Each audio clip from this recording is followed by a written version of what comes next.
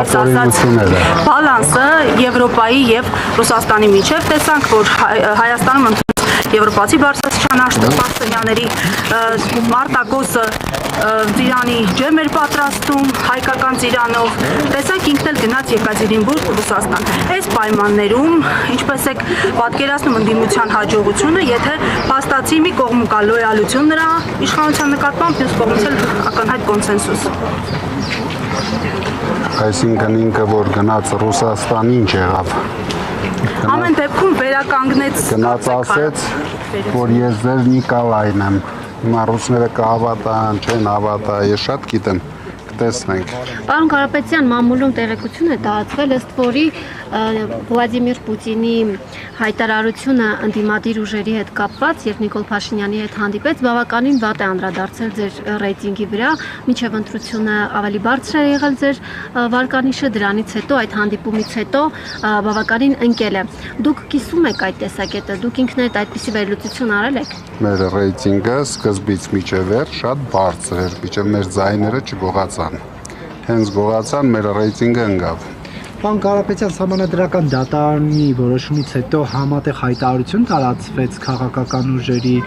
մասնակցությամբ, կարող ենք ասել, որ դրանք այն ընդդիմադիր ուժերն են, որոնք ձեր առաջարկի շուրջ համախմբվել են, թե ոչ ԱԺԲ-ն էր, Հայ ազգային կոնգրեսը, Հայաստան դաշինքը եւ Ուժեղ Հայաստանը։ Նրանք այն ընդդիմադիր ուժերն էին, ովքեր մասնակցել էին ընտրություններին, բայց կան շատ ընդդիմադիր ուժեր, ովքեր չեն մասնակցել կամ տարբեր ձևաչափով են մասնակցել, իրենք էլ կանեն իրենց հայտարարությունները։ Պարոն Կարապետյան, ձեր կարծիքով ձեզ ընտրած քաղաքացիների սրտով է, որ մանդատները վերցնում եք։ Մեծամասնությանը այո, բայց կա ուղղորդված մի խումբ, դա իրենց խնդիրն է։ Բայց եթե ձեզ էին ընտրել, Ուժեղ Հայաստանին են ընտրել, ինչպես կարող էին իրենց ուղղորդել եւ ով է ուղղորդել։ Դե դուք տեսաք։ Չտեսանք, ինչ տեսանք։ Հենց հաջորդ օրը ուղղորդեցին։ Ով ուղղորդեց, բայց եթե մեկը ընտրել է Ուժեղ Հայաստանը։ Դե դրա համար դա մեր վրա չազդեց։ Իրենց թվում է իրենք ինչ որ խաղեր են խաղում, դա ազդելու է մեր վրա։ Բայց ոչ մի բան մեր վրա չի ազդում։ Մենք մեր որոշումները ունենք, մենք մեր պայքարը շարունակելու ենք ու մեր հաղթանակին հասնելու ենք։ Եվ կներեք, չափման միավորը որն է, որ ասում եք ձեր աջակիցների մի մասը կողմ էր, մի մասը դեմ էր մանդատները վերցնելուն, ինչպես եք դա չափել։ Տարբեր հանդիպումներով մեր թիմակիցները ունեցել են տարբեր հանդիպում, սկզբից մեծամասնությունը, ովքեր ենթարկվեցին պրովոկացիայի դեմ էին, հետագայում մեծամասնությունը կողմ էին։ Շատ մեծամասնություն։ Պարոն Կարապետյան, դուք խոստացել եք, որ հաջորդ վարչապետը դուք եք լինելու։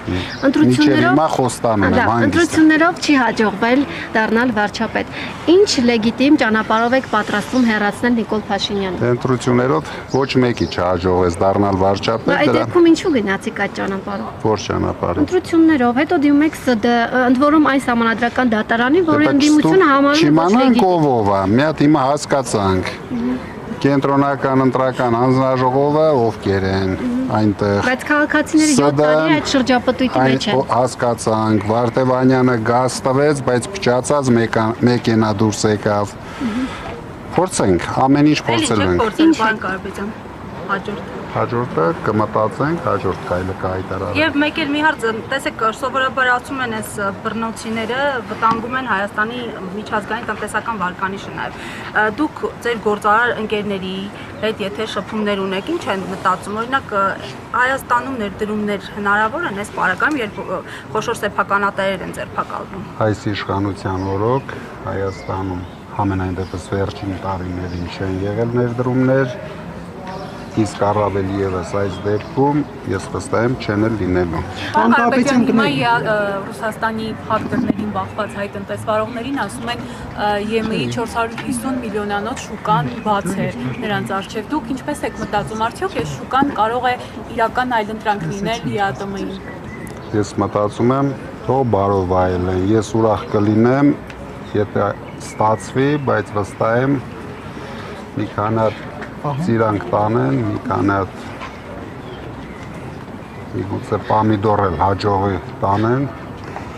եւ դրանով սահմանափակ։ Պարոն Կարապետյան, ձեր ուժը խոստացել էր, որ ընտրվելու դեպքում, երբ դուք լինեք վարչապետ, 1 դրամով են աշխատելու։ Հիմա ձեր ուժի падգամավորներից քանիսն են պատրաստ 1 դրամով падգամավոր աշխատել։ Հիմա 3 Նարեկը հայտարարեց, որ ինքը պատրաստ է։ Մյուսները կտեսնենք, ամեն մարդ ինքն է որոշում, դա չկա։ Պարոն Կարապետյան, քանի որ փոխխոսնակի 3-րդ տեղը հասնելու է ուժեղ Հայաստանին, արդեն որոշել եք ով է զբաղեցնելու։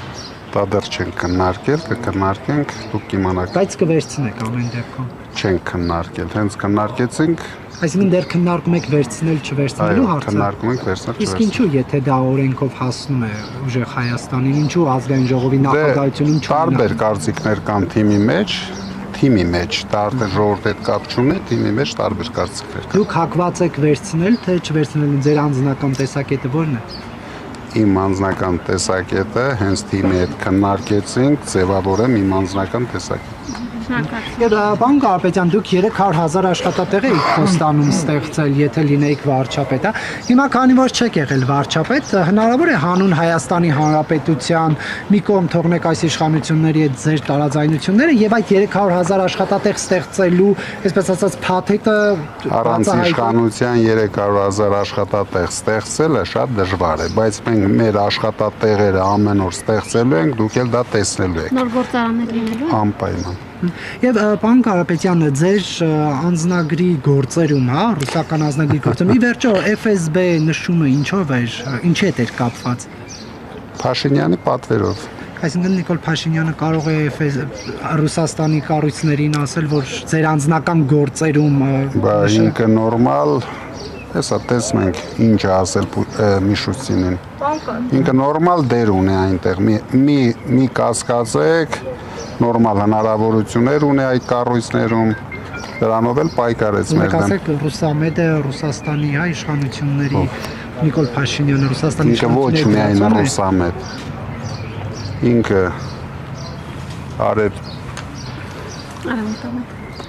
արևմուտքին ասում է ես ձեր լիմոնատնի Ջոնն եմ,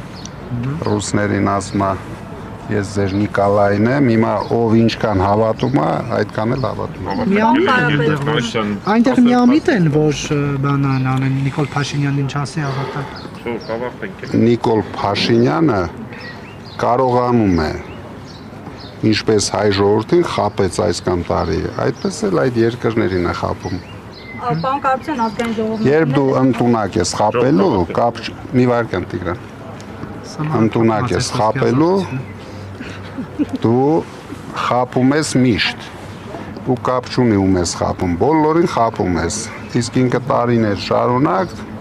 իր այդ հմտությունները ցույց է տվել ու ցույց է տալիս։ Պարոն Կարապետյան, ազգային ժողովը օրերս ընդունեց ընտրելու իրավունք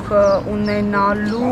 նոր պահանջներ սահմանող նախագիծը, ասում են, որ սա ուղիղ կապ ունի ձեր եւ ձեր ընտրողների հետ։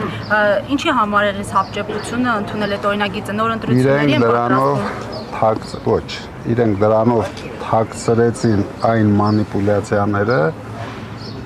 որոնք արեցին մեր նկատմամբ։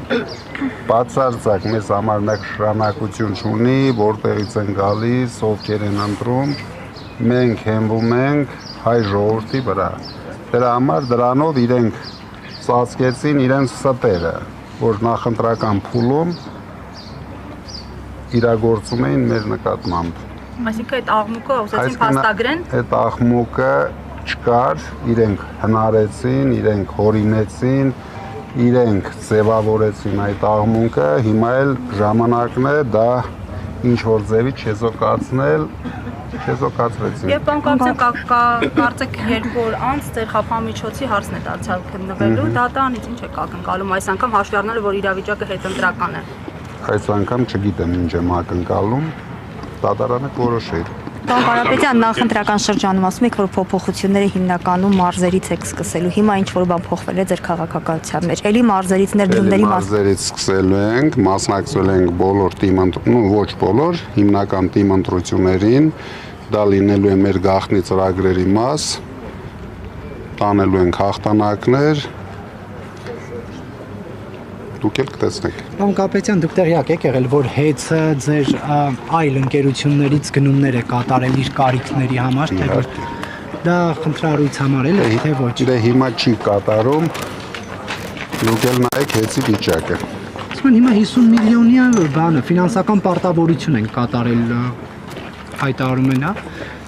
50 միլիոնի ֆինանսական պարտավորություն կատարում են, որովհետև ուրիշ ոչ մի բանի հնարավորություն չունեն։ Այսինքն իրենք փոխանակ արդիականացնեն, նոր միացումներ կատարեն, որ դուք պատկերացնեք, ընդամենը 100 հատ նոր միացում են արել 3000, 3500-ի փոխարեն։ Դրա համար առաջացել է այդ գումարը, մեծ խելք պետք չէր, որ բանկերի պարտավորություն փակելը։ Այդ խելքը նրա համար է, որ իրագործեն արդիականացում, նոր միացումներ կատարեն։ Դրա համար իրենք այնտեղ ամբողջությամբ ձախողվել են, դուք էլ ուսումնասիրեք, տեսնեք։ Գնանք, բայց դուք խնդրարույց չեք համարում, որ ձեր մի ընկերություն մյուսից գնում է արել, այլ մրցույթ չի հայտարարել, որովհետև այլտեղից կարող է ավելի էժան ձեռք բերել։ Դե հիմա կարող են ավելի էժան ձեռք բերել, բայց չեն կարողանում ձեռք բերել, դրա համար չեն կարողանում այդ ներդրումային ծրագրերը կատարել։ Բայց թող ձեռք բերեն։ Մի տարուց ավել կառավարում են։ Դուք կարծում եք, որ հեծի համար շահավետ եղել, երբ որ ձեր մյուս ընկերություններից են գնում։ Դե իհարկե ոչ միայն հեծի համար։ Մյուս ընկերությունը դա ինչ է նշանակում։ Դա գործարաններ են, որոնք կառուցվել են, որտեղ աշխատում են շատ աշխատողներ, հարկեր են վճարում Հայաստանում, իսկ իրեն գնացին ուրիշ ճանապարհով, փորձում են ինչ-որ բաներ գտնեն, ապացուցեն, բայց արդեն 1 տարի անցավ, դեռ ոչ մի բան չգտան, չապացուցեցին։ Սովորական Հեծն էլ փորձանքի կբերեն, ոչ։ Սովորական քաղաքացին ինչպես պիտի զգա պարոն Կարապետյան այդ ներդրումների չկատարելը, նշում եք, որ դրա հաշվին են 50։ Սովորական քաղաքացին, սովորական բիզնեսմենները ամեն օր դա զգում են հիմա, որովհետև 40%-ից ավելացել են անջատումներ։ Իսկ բիզնեսմենները մի օրինակ բերեմ, գործարան կամ հյուրանոց կամ շենք են կառուցում, պետք է նոր միացումներ լինել։ Այդ միացումները չկան։ Այսինքն դա դառնում է այդ բիզնեսմենների համար մեծ խնդրեմ, ինչը որ հիմա կա։ Պարոն Կարապետյան, դուք մի տարի առաջ մինչև Հայաստան գալը եւ այդ հայտարարություն անելը Դուբայում եք ապրում, խնդիրներ ունեիք Ռուսաստան գնալու թե ոչ։ Ոչ, ես ապրում եի 3 ամիս Ռուսաստանում, 4 ամիս։ 3-4 ամիս Դուբայում, Դուբայում։ Կներեք, դուք մեզ առույգ եք։ 2 ամիս Հայաստանում։ Գնաք շուտ։ Գնում ենք։ Մեզ պետք է առույգ։ Պաշտպանության կարիք ունեք լրացուցիչ։ Դուք Դուբայում, ինչու եք Դուբայում ապրում, Ռուսաստանում խնդիր կար։ Ռուսաստանում խնդիր չկար, Ռուսաստանում սրտի էր խնդիր կար։ Սրտի։ Ես ձմեռն էի գնում Դուբայ, որտեղից դուր էր գալիս։ Պարոն Կարապետյան, եւ 1 ժամից բարձ է ներուց Ալեքսանի հանրամիջոցի հարցը։ Այս սա առնչությամբ ինչ ունեք ասելու, գործարար է, գործընկերներ եք ի վերջո։ Ոչ միայն գործընկերներ ենք, մենք նաև ընկերներ ենք։ Իրենք վստահ եմ Սարուկյանին ոչ մի որոշումով չեն վախեցնելու։ Սարուկյանը ուժեղ հաղթանդամ տղամարդ է, դեռ իր խոսքը կասի եւ ընդդիմության հետ մասնակցի իշխանափոխության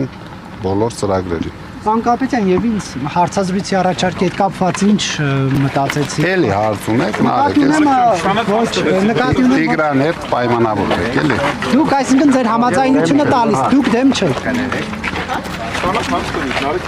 Պարոն Կարապետյանը